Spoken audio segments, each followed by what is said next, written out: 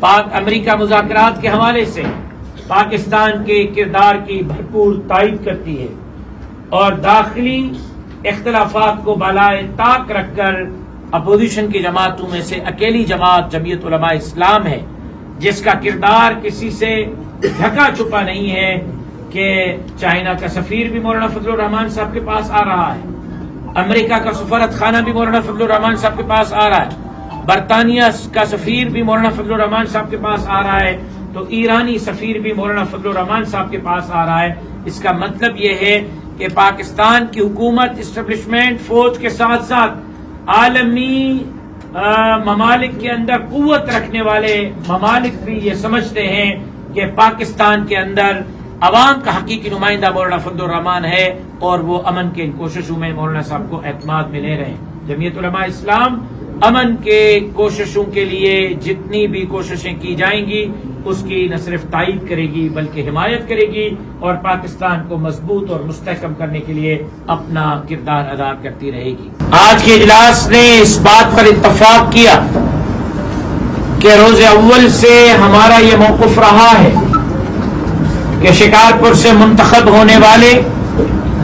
قومی اسمبلی کے امیدوار،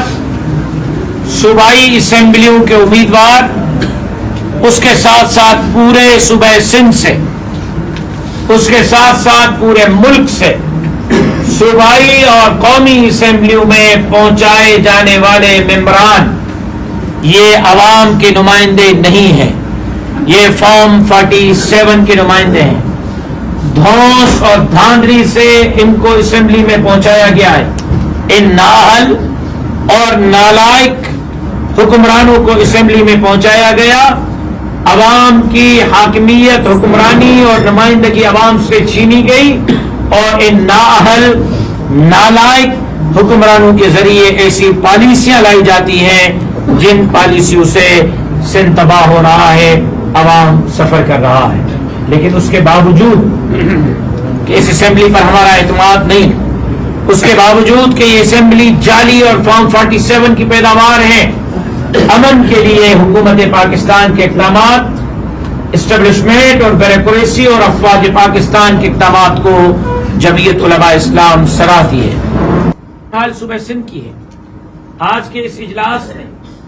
یہ طے کیا ہے، اپنے جنرل کونسل کے ممبران کے ساتھ ساتھ شکارپور کے عوام اور قوم کو مبارکباد پیش کی ہے کہ جمعیت علماء اسلام کے جدوجہد کے نتیجے میں، جمعیت علماء اسلام کے 2 امن مارچ کراچی جو ہم لے کر گئے تھے ان کے نتیجے میں،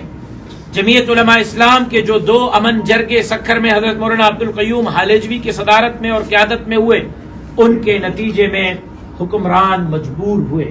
اور حکمرانوں نے نہ صرف ڈاکو سے سرنڈر کروایا بلکہ اپنے سرداروں پر ڈنڈا اٹھایا اور امن جرگوں کے لیے انہوں نے نہ صرف تاریخیں دی ہیں بلکہ پچھلے 3 دن سے سکھر سرکٹ ہاؤس میں وہ بیٹھے ہیں اور قبائلی لڑائیوں کے خاتمے کے لیے فیصلے کر رہے ہیں اور جرگے کر رہے ہیں۔ ہم سمجھتے ہیں کہ یہ جمعیت علماء اسلام کے آزادی مارچ، جمعیت علماء اسلام کے امن مارچ، جمعیت علماء اسلام کے لانگ مارچ اور جمعیت علماء اسلام کے امن جرگوں کا نتیجہ ہے کہ حکومت نے پریشر میں آ کر عوام کو کچھ ریلیف دینے کا سوچا ہے۔ اس پر جمعیت علماء اسلام سندھ کے عوام کو مبارکباد پیش کرتی ہے۔